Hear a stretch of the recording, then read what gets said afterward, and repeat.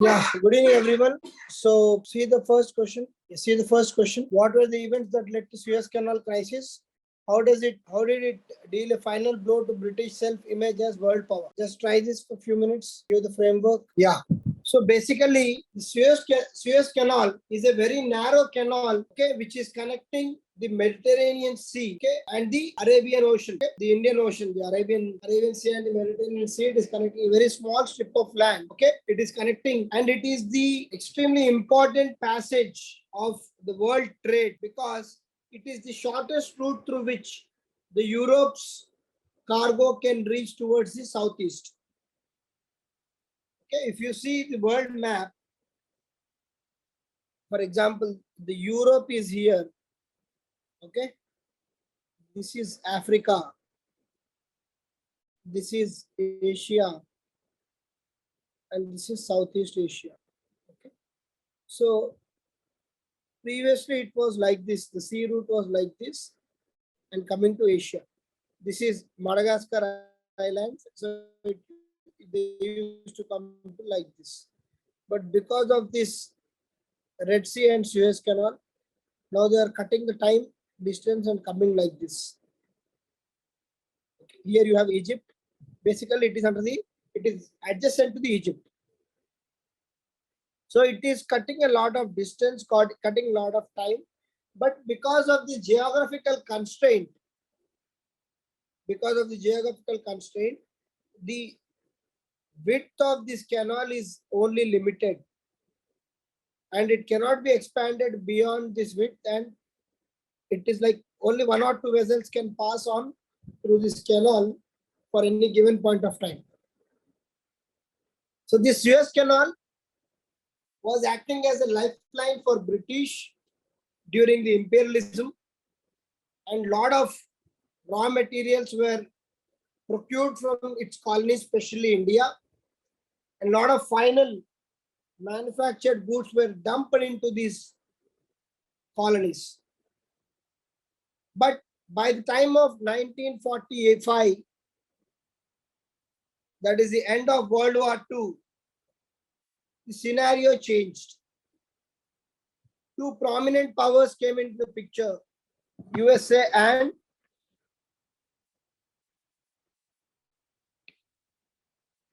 USSR. In 1956, what happened? The Egypt ruler called Nasser, who was driving the Arab revolution, the Arab unity, tried to declare Suez Canal as a national identity of Egypt. That means he declared Suez Canal as nationalized under Egypt. Previously, it was under the control of French. But now, when Egypt was an independent nation, he declared it as a national property of Egypt. So now, whoever is passing through this Suez Canal has to pay certain tribute to Egypt, certain charge to Egypt. So this was immediately and instantly opposed by British. So it came into touch with Israel and other powers and tried to attack Egypt. So British and other powers tried to attack Egypt for nationalizing the Suez Canal, because it became a crisis when Egypt has blocked the passage of Suez Canal by nationalizing it. But by that time, in this attack, UNO got involved. The Security Council has passed a resolution asking British and Israel not to attack Egypt. And also, USSR supported Egypt by supplying the man and the arms. And USA also did not involve in the issue and did not support the Britain. In this process, because of the worldwide pressure and also the support which Egypt received from USSR, Britain had to withdraw from the Suez Canal issue. So previously a power which did not know that stepping back, the power which ruled the entire world has now yielded to a small nation called Egypt. And because of the pressure of UNO, they could not continue the war. And this gave a very big blow to the image of British on the world stage and its image as a power of the world. And this issue is popularly called as Suez Crisis. And it has dented the image of Britain once for all and made the world realize that now there is no more Britain as the world power, and that is USA and USSR are the two prominent powers which are in picture. Clear? Yes. Yes, good introduction. Yeah, good. This diagram is good. Explaining Suez Canal. Good. Good answer, Raghu. Yes, see the second question. The new economic policy of 1921 of Lenin had influenced the policies adopted by India soon after independence. Evaluate the new economic policy. So the new economic policy in 1921 of Lenin has influenced policies adopted by India soon after independence. Evaluate. So basically, policies adopted by India after independence are basically the policies of Jawaharlal Nehru, right? So we all know that Jawaharlal Nehru had a socialist inkling by 1920s. He has attended the communist conference in Brussels in 1920s, and he declared himself as a socialist. So he was attracted towards the principles of socialism and communism. And when India became independent, so basically the new economic policy of Lenin was implemented in 1917. He has come up with the 3-year plans. 3-year plans to improve the economy. And he encouraged the economy to have a mix of state control as well as the entrepreneurship. He wanted a welfare state. Okay. So the new economic policy of Lenin, okay, in 1921 was basically to radically change the economic model of Russia. Okay. So in 1947, when India became independent, so what it influenced from these policies of new economic policy of 1921 is the 5-year plans, self-reliance, concentration on agriculture and industries. Okay. Then mixed economy.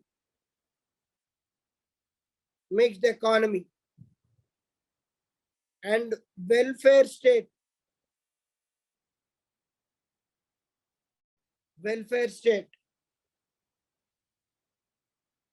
Okay. So these are the important aspects which the India got attracted or influenced towards the new economic policy of the communist state, that is USSR.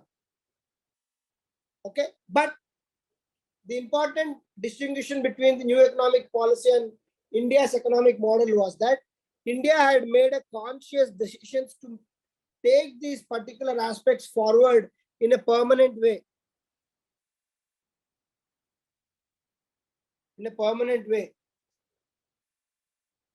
Whereas the new economic policy was a kind of experimentation in Russia, the USSR. But in India, the first 3 to 4, 5-year plans were basically influenced by the new economic policy. And thus, this paved a slow but steady growth in Indian economy in making it self-reliant and also moving it towards the mixed economy, that is a combination of capitalism and socialism. Thus, you can conclude by saying that though India got definitely influenced from the new economic policy of 1921, it paved its own way in chalking out the growth model, which slowly but steadily moved towards a sustainable growth. Clear?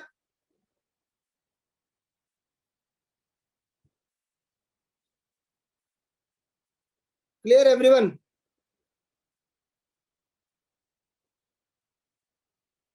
Yes, sir.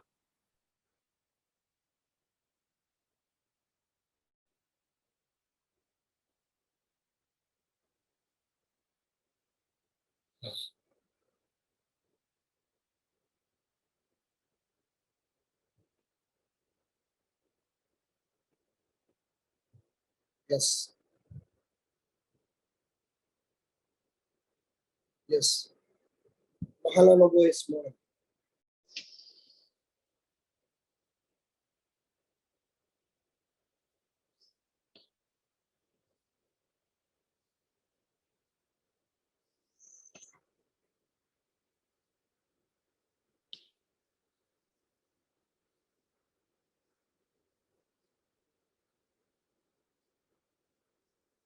Okay, you can write about the role of planning commission, okay, the other 5-year plans and the mixed economy. Okay, good. The answer is good, but you can write these points also, Santosh. Clear? Yes, sir.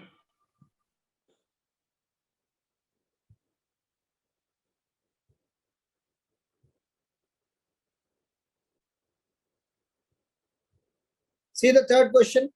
Africa was chopped into states artificially created by accident of European competition. Analyze. Give the framework.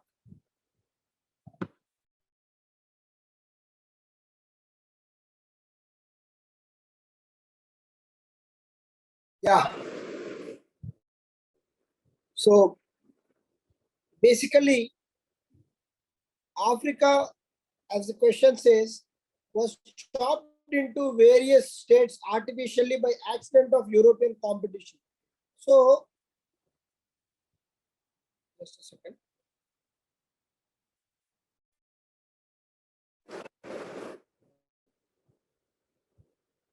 Yeah. So basically, as the question says, it is true that Africa was chopped artificially into states.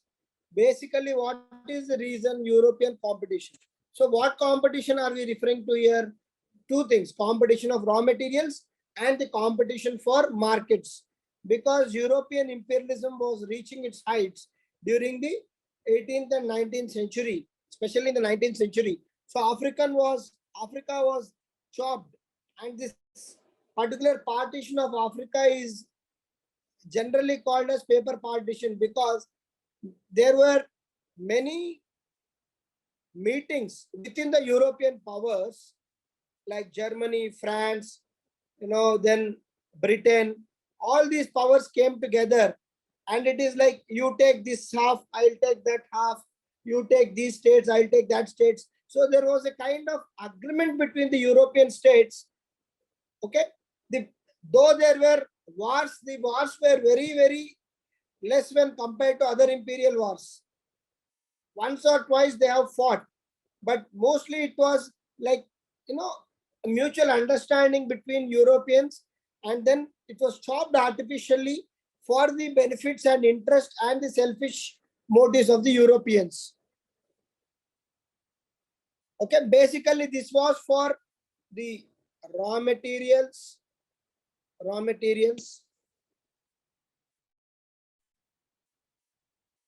This was for raw materials. Okay, and this was for markets. Okay, and then access to the natural resources of Africa. Sometimes, the Suez Canal and etc. So sometimes for waterways, and other connectivity of the African continent. In this context, you can mention certain colonies of, say, Britain. Okay, with regard to the Britain, the colonies were the Egypt, Kenya. Okay, South Africa was Britain's colony. So you can mention few colonies like, these were distributed among the Britain. Then France, the Senegal was part of the France colony. Germany, especially the Cameroon was part of the Germany. Okay, and the places like Eritrea, Libya were part of Italy, and Mozambique was part of Portugal. So this goes to show that how the European powers have distributed various parts of Africa and artificially converted them into the various states. Okay, in this process, they have ignored the identity of Africa for their selfish motives. Okay, and sometimes this partition is called paper partition. And then in the conclusion, you can mention, however, in the 20th century, with regard to the decolonization, many African elites like Nkrumah. So you can bring that question here. Many African elites got educated with the same imperialistic attitudes and were exposed to the Western education and started opposing these European powers. And finally, Africa as a complete continent was decolonized long after the, in the 1950s. You can simply mention that. So you can start with the attitude for imperialism and mention the decolonization aspect in your conclusion. Clear?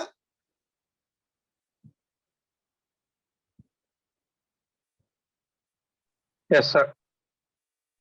Yes, sir. Yes, sir. Bhaskar, you have written Bhaskar? Is he there, Bhaskar? Bhaskar is in the class. So let him come to the class. Last time also he has not attended the class. Who else has written? Jitendra, you have written? No, sir. Indu, Srinam, I saw him connected in the class. Why he has disconnected? Jitendra? I think there is some Wi-Fi problem here. But he connected to the class, right? I am in classroom, sir. He is in room. So, Okay, Sriram, you can mention some of the colonies of various powers like Britain, France, Italy, as we discussed. Good. And then the conclusion can be slightly better. Okay, you can write about the decolonization aspect. You see the last question. What policy instruments were deployed to contain the Great Economic Depression? It is called the GED of 1929. So Great Economic Depression. Take a couple of minutes and give the framework. Yeah. Good. Santosh, it's a good framework. So basically, the Great Economic Depression of 1929 is a very big impact or jolt to the world. Okay, not only to the America, but to the entire world. Because we know by the time of 1917, the impact of capitalism started growing. And the new power called America also came into picture by the end of World War I. Okay, by the end of World War I, it started coming into picture. Yes, Sumant, your framework also is okay. Okay, so basically what happened is there was a trust on this capitalist economic structure, but this 1929 Great Economic Depression suddenly made everyone question the relevance of capitalism and the boasting of capitalism. So you can start by the introduction of what is this Great Economic Depression and how it impacted the world economy. The trigger moment was start of the falling of US markets and so on. And coming to the main body part of the question, you can give the reasons briefly, though it is not asked. You have to give the reasons for the falling of, for the Great Economic Depression. What is the reason? One is that there was too much of economic production in the domestic markets. So the markets for the final goods was not there. The goods were not absorbed. The inequality became very high in the capitalist economies, and the exports were falling short, and there was a lot of speculation in the markets. A lot of unemployment was there because there was no enough demand and the economy was not going forward. And then a lot of banks were idle because there was no lending and borrowing going on in a frequent way. So these are the reasons. And coming to the policy instruments which were deployed to contain the great economic depression, the policy instruments are, firstly, there was something called New Deal. New Deal given by Roosevelt. Okay, what was the other countries doing is they were trying to make government basically see whatever in today's world we have seen 2008 depression or recession. Whatever was done in 2008 was done in 1929 also. The means and ways of fighting a depression or economic depression are same. So even if you don't remember, for example, in this question, you don't remember anything of what were the policy instruments in 1929. If you simply can write what are the policy instruments in overcoming a depression, you'll still make a lot of sense. So you have to be smart in examination. Sometimes you may not know what is this New Deal and all. You can simply remember the people of Roosevelt at that point of time, and they say, you can say what you'll do when there is a economic recession. You'll infuse capital from the government side. That is what New Deal is about. You'll infuse money into the banks, make them lend more, and bring financial discipline in lending. That is what they have done at that point of time. Okay, and then they have supported poor people by giving certain freebies and also certain important things, because for them poverty was influencing a lot of people, so they tried to mitigate the poverty. And they have given an action plan for the recovery from the great economic depression, because there was a lot of unemployment, so they wanted to garner the employment. So they have given certain subsidies to the industries to go and establish their units so that the employment is generated again. And there was a long-term measure to avoid the repeating of such instances in the world. And also a proper security exchange department was created in America to avoid speculation and falling of similar markets. With regard to farmers, there was certain relief given immediately so that they could immediately get into the farm production. And basically an industrial policy was formed. And then social security was introduced. Labor laws were reformed, and some heinous labor laws were removed. Conditions were bettered, and the post-World War I debts which had to be paid had been postponed. So all these were the policy instruments which put the entire world onto the again recovery process. And the recovery was not overnight, and it was a long way up to 1940s. Up to 1940s, that is the World War II. Up to 1940s, the recovery had been going on. And again during World War II, because of the demand for arms, ammunition, and so on, the employment increased and the economies boomed.